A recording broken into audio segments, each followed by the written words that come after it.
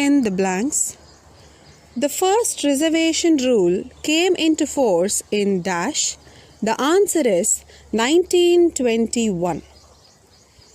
Chief Minister dash appointed the first Backward Classes Commission in 1975. Answer is D. Devaraj Urs. Third one. During the period of Chief Minister Ramakrishna Hegde, a committee was formed under the leadership of dash. Answer is Justice O. Chinnappa Reddy. For the first time in India, during the reign of dash, a backward class commission was appointed. Answer is Krishnaraja Vodayar IV. Under the dash system, all people, irrespective of caste or class, could avail education, that is English education. Answer is British. So under the British system, all people, irrespective of caste or class, could avail English education. Give one word. The measures implemented in order to solve the problems regarding land holdings is called land reforms. The land holdings which enabled the cultivator to earn sufficient income for a comfortable life for his family after accounting for all his expenses. Answer is economic holdings. The revolutionary law, the tiller is the owner of the land, was brought into force by, the answer is D. Devaraj Urs. The last one, restricting the hold of feudal class on land is nothing but abolition of the zamindari system.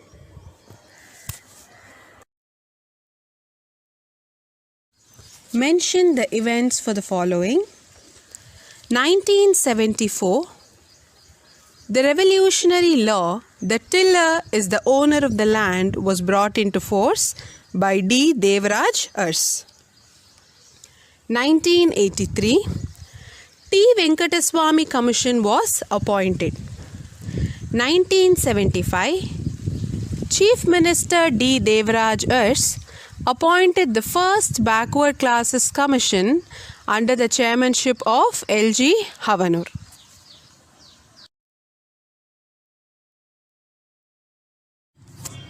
Answer the following. List the main land reforms implemented in Karnataka.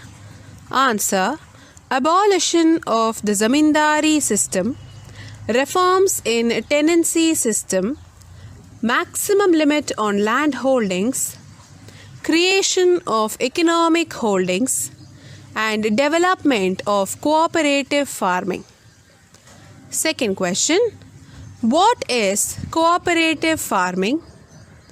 Farmers voluntarily form cooperative associations, give up their lands for collective supervision, and cultivated the land together.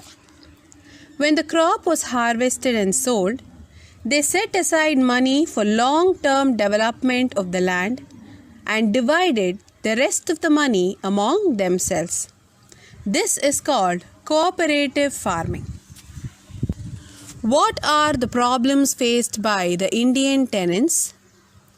Indian tenants faced many problems like a huge amount to be paid as rent, insecure land holdings, and landless farm workers. Why was a non-Brahmin movement started in Mysuru province? Though the non-Brahmins were the majority, they were not suitably represented in the government jobs. Hence, they began a non-Brahmin movement in Mysuru province. Why was there an inequality in distribution of wealth? Earlier, they were rights only to the landowner and not to a tenant. Therefore, Inequality resulted in the concentration of wealth and unequal wealth distribution. Next, how did the reforms in the tenancy system help the farmers? Answer: the tiller became the owner of the land. Many landless people who had been cultivating the land under tenancy became landowners.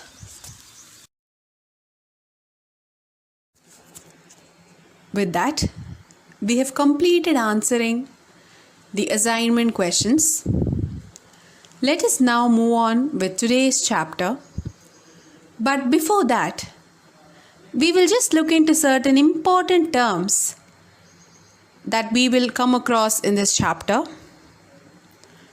I am sure you all would be aware of these terms as you would have been learning it from your previous classes.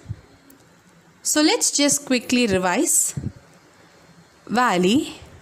A valley is a low land between two mountains or hills which often have a river flowing through it.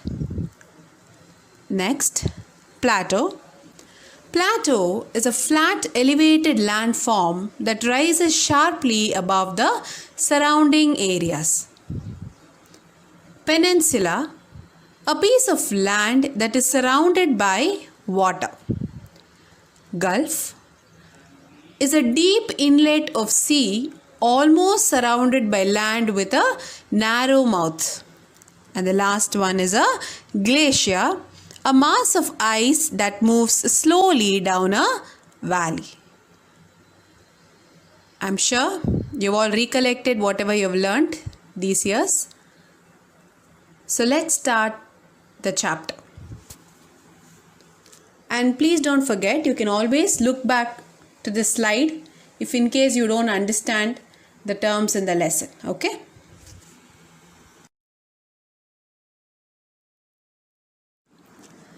Large land masses on Earth is called a continent, isn't it? We have learned the number of continents, right? How many continents are there in total? Yes, good. There are 7 continents. Shall we name them? The first one is Asia, then Africa, North America, South America, Antarctica, Europe, and Australia. So these are the 7 continents. On our planet, we have 2 polar regions, the Arctic on the north and the Antarctic on the south, which is opposite to the north. I'm sure you're all aware of this. The Arctic in the north is entirely surrounded by land. On the other side, the Antarctic is entirely surrounded by the ocean.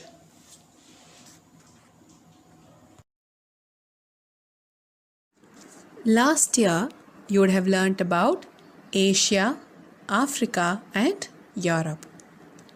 And in the previous semester, we completed North America and South America. And now, for the second semester, we have Antarctica and Australia. So today, we will be learning about the white continent, Antarctica.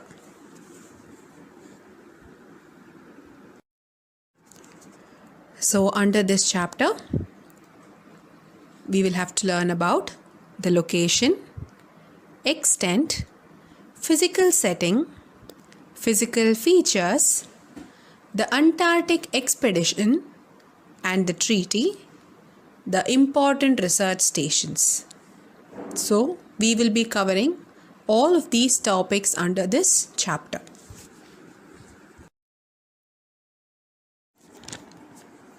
Antarctica is the southernmost continent and has the geographic South Pole. Most of the continent lies at 66.5 degrees south latitude. Extent. It's the fifth largest continent on the planet. Its total area is 14.2 million square kilometers. It is larger than China, India, and is a little more than half of the size of USA. For better understanding, you can just keep it as twice the size of Australia.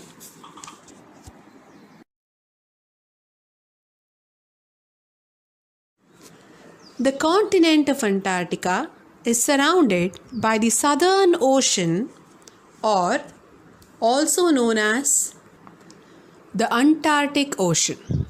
But then, it is not a separate water body. Instead, it is formed by the meeting of the southern parts of the Pacific Ocean, Atlantic Ocean, and the Indian Ocean. Okay?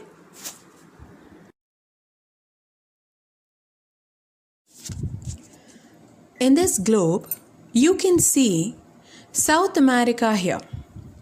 The southernmost tip of South America is known as the Cape Horn. Capehorn, Cape Horn. So what is the southernmost tip of South America known as? Good, Cape Horn. This region is the nearest land to this continent. It lies at a distance of 990 kilometers, 990, okay? The centermost part of Antarctica is called the South Pole. You can see that on the map. The centermost part of Antarctica is called the South Pole. Antarctica is bound by the Indian Ocean in the east, the Pacific Ocean in the west, and the Atlantic Ocean in the northwest.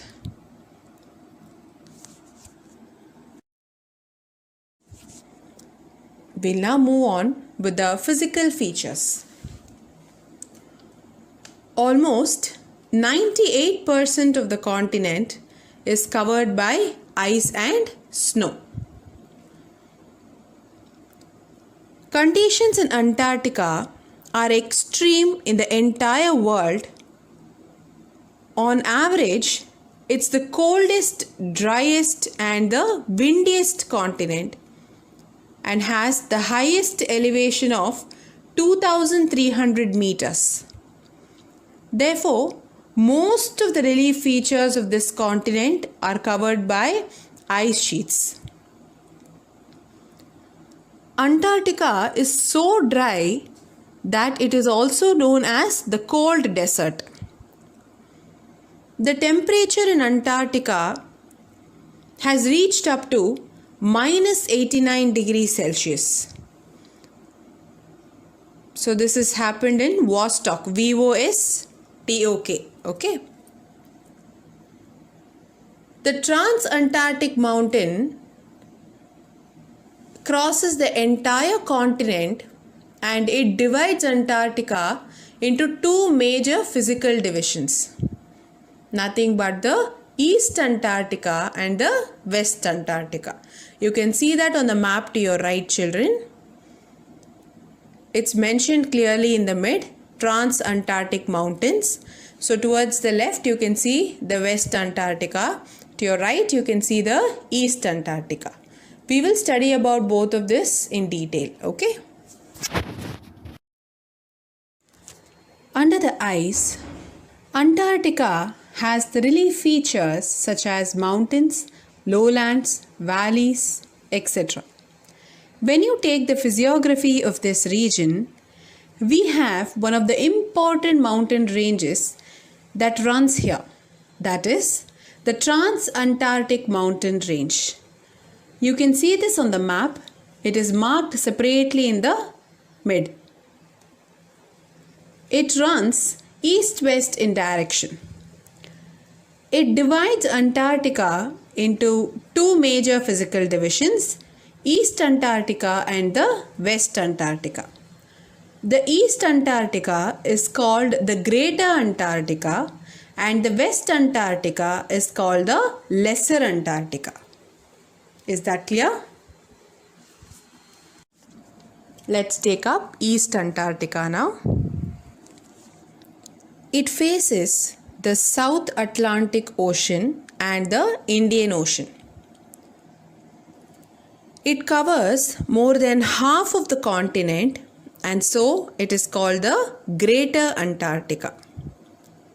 The East Antarctica is also known as the Greater Antarctica. You can see it on the map. On the top you can see the South Atlantic sector, and to the right you can see the Indian Ocean sector.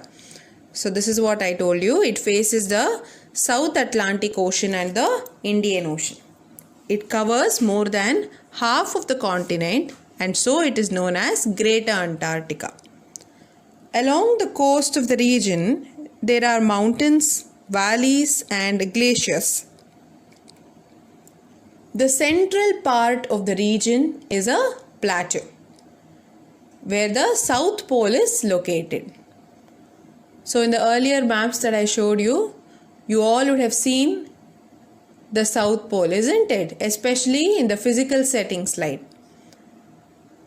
So the central part of this region is a plateau where the South Pole is located. So that's all about East Antarctica.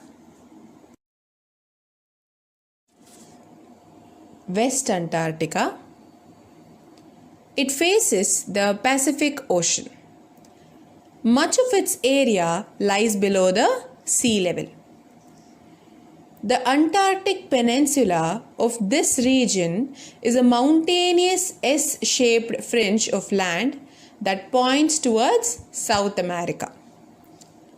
You can see that on the map. It's also marked as the Antarctic Peninsula there. It is S-shaped. I hope it is clearly visible.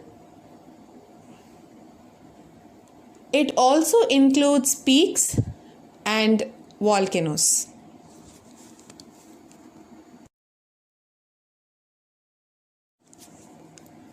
Vinson Massif is the highest peak in Antarctica, which is 5,140 meters.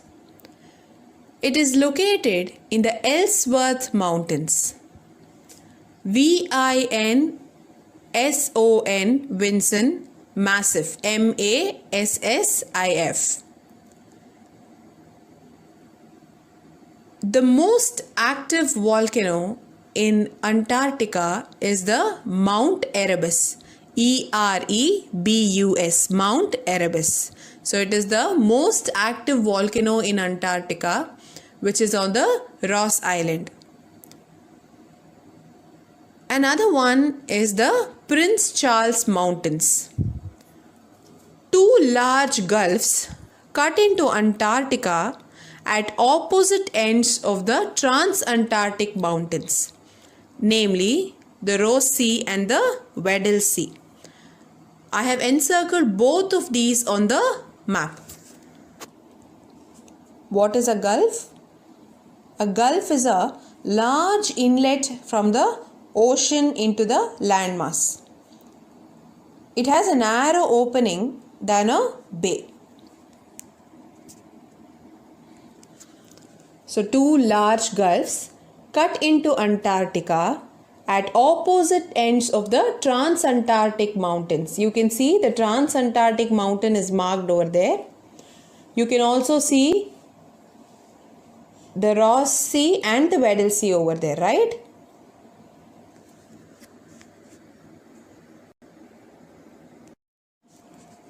This is a slide that shows the highest peak, which is the Vinson Massif in Antarctica, and the most active volcano in Antarctica, the Mount Erebus.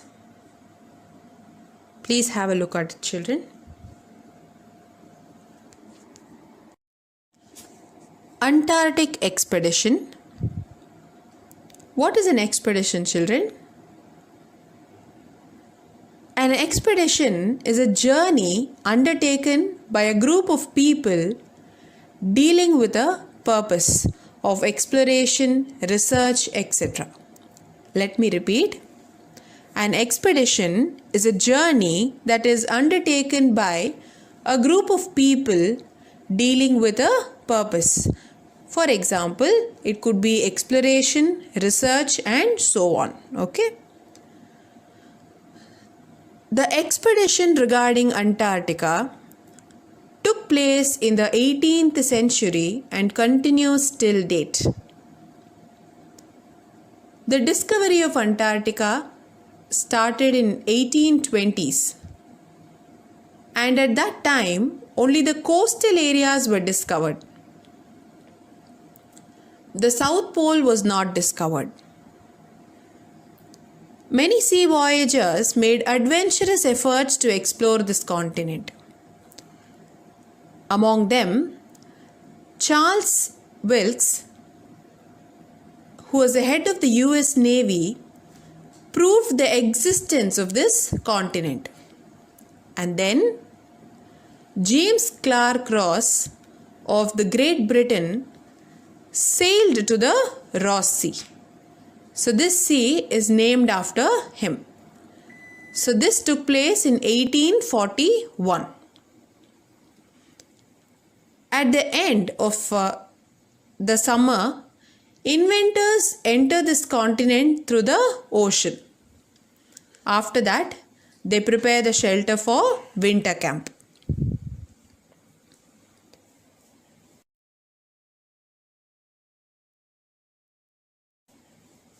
Detailed exploration of the continent commenced in the beginning of 20th century.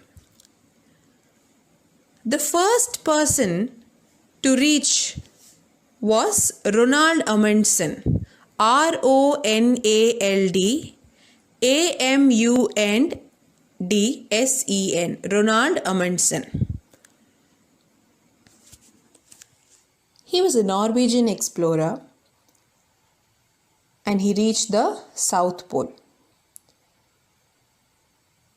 Scott from USA, heading another expedition, arrived at the pole just a month later, but he died on March 1912. His diary proved some information for further exploration of the continent.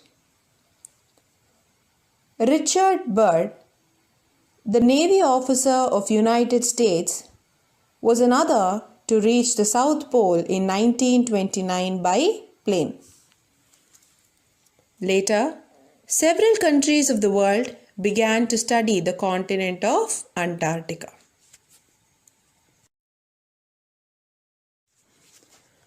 Antarctic Treaty. This is an agreement between the countries to keep Antarctica as a place just for scientific research. So in case you're asked a question of what is an Antarctic Treaty, your answer should be, this was an agreement between the countries to keep Antarctica as a place just for scientific research. Okay, so this should be your answer. So it was later called the continent of science. This treaty was signed in Washington, D.C. on 1st of December 1959. Let us repeat. This treaty was signed in Washington, D.C. on 1st of December 1959 by 12 nations, and it was enacted on 23rd June 1961. So how many nations participated in that? 12. The treaty applies to the region south of 60-degree latitude. So the member nations were Argentina, Australia, Belgium, Chile, France, Japan, New Zealand, Norway, South Africa, Russia, UK and USA. So these 12 were the member nations. We now move on to the most important topic, that is the main objectives of the Antarctic Treaty. So let's see what were the objectives. Antarctica is to be used for peaceful purposes only and military operations are not allowed. It prohibits nuclear test and disposal of radioactive wastes. No ownership of land and water is permitted. Mineral oil exploration, environmental pollution, and hunting are strictly banned. Explorers must not bring any exotic species into the continent. Now, I told you a point, isn't it? Mineral oil exploration, environmental pollution, etc. are banned. Like the other continents, Antarctica is a resource-rich region. We have coal, iron, copper, gold, uranium, etc. But then, extraction is strictly prohibited, and even if they wanted to do, it was very difficult due to harsh climatic conditions. So due to this, human habitation is also very difficult over there. Okay? The continent is reserved for scientific investigation only. And it is also agreed to preserve and conserve the natural resources of the continent. So they are not going to try to use this continent for any extraction purpose. Okay?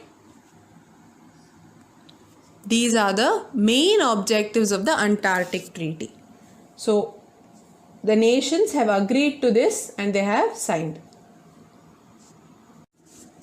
Important research stations.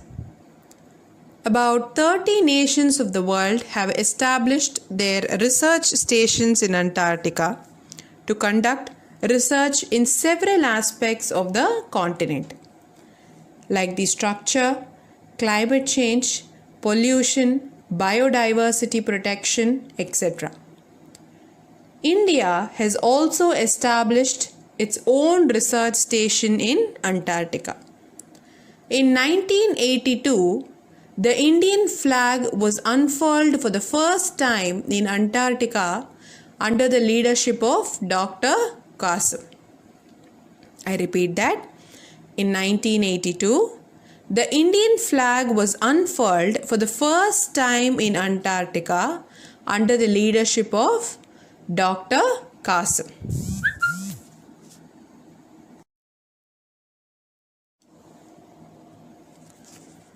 Dakshina Gangotri, the first permanent settlement, was built in 1983 and named Dakshina Gangotri. In 1989, it was buried and was later excavated and is now being used for storage. Maitri, M-A-I-T-R-I, is the second settlement. It was set up in 1988 on the Skimachar Oasis for experiments in geology, geography and medicines. India has built a freshwater lake around Maitri known as Lake Priyadarshini. It is 255 kilometers away from Maitri. Bharati is the third proposed settlement and active research station. Its purpose is for the study of oceanography.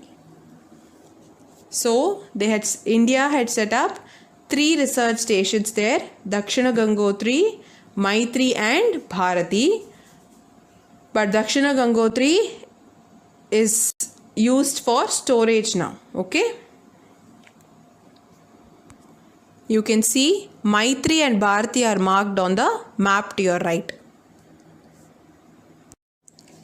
Here, I have just tried to show you the pictures of the research stations Bharati, Maitri and Dakshina Gangotri. You can have a look at it.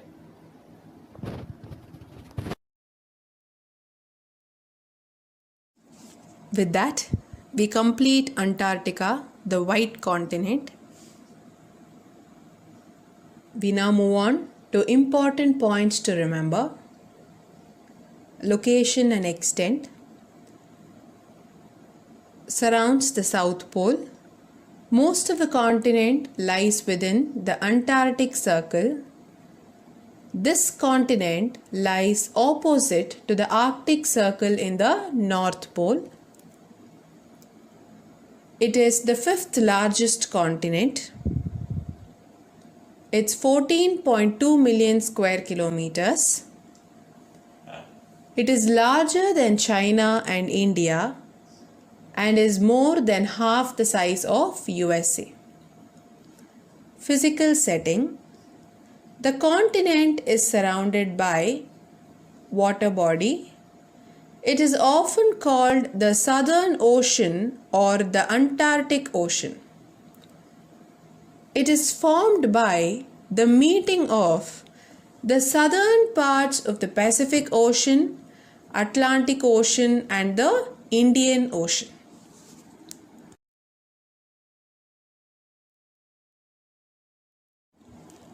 Cape Horn, the southern extreme end of South America, is the nearest land to this continent.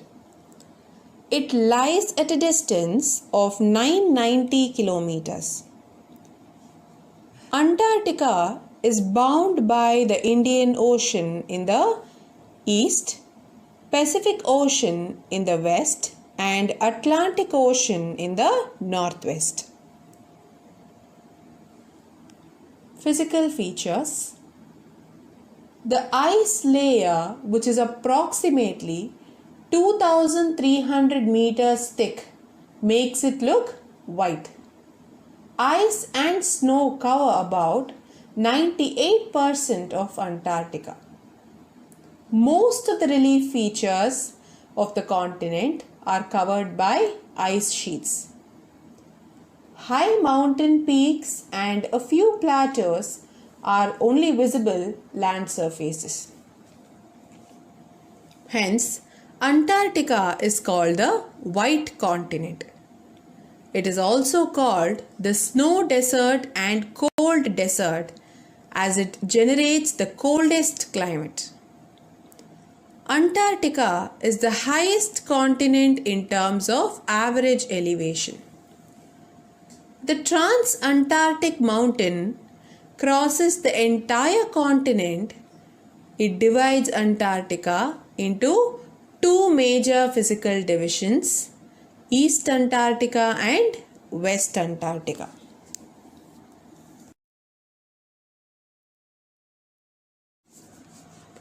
Discovery of Antarctica. Roald Amundsen.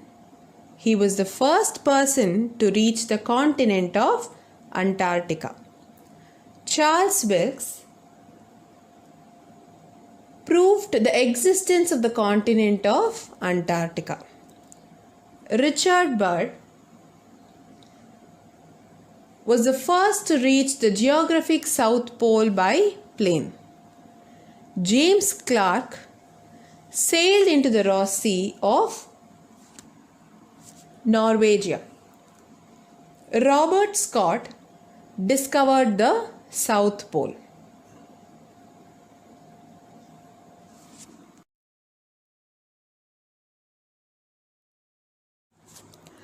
Research centers of India in Antarctica.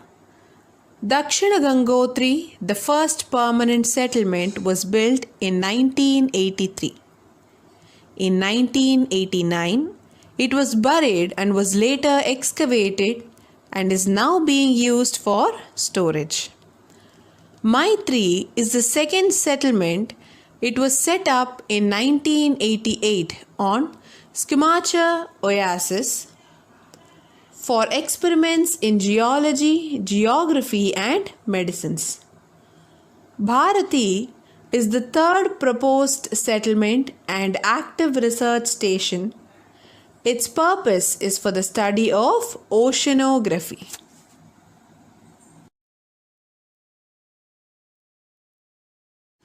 Important mountains and peaks of Antarctica. The Transantarctic Mountain crosses the entire continent. Vinson Massif is the highest peak in Antarctica and is located in the Ellsworth Mountains. Mount Erebus Antarctica's most active volcano is on the Ross Island. Another one is Prince Charles Mountain. Main objectives of the Antarctic Treaty. Kindly write down the points.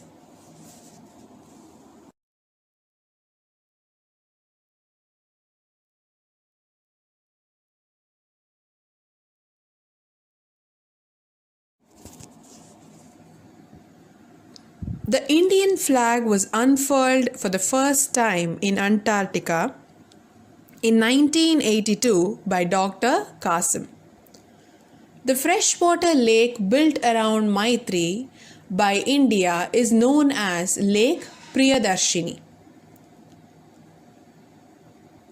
The Antarctic Treaty was signed in Washington, D.C.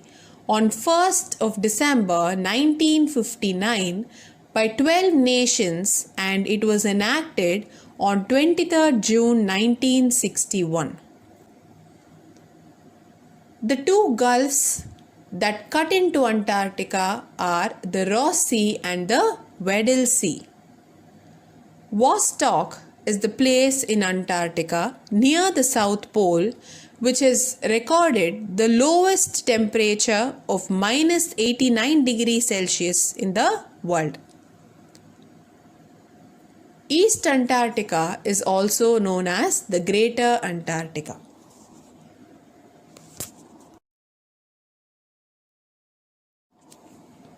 With that, we complete the important points to remember. Let's now move on with the assignment. Fill in the blanks. The fifth largest continent in the world is dash. East Antarctica is also called dash. The place that has recorded the lowest temperature in the world in the continent of Antarctica is dash. The Indian flag was unfurled for the first time in Antarctica in 1982 by dash. The freshwater lake built around Maitri by India is known as dash. The Antarctic Treaty was signed in Washington, D.C. on dash.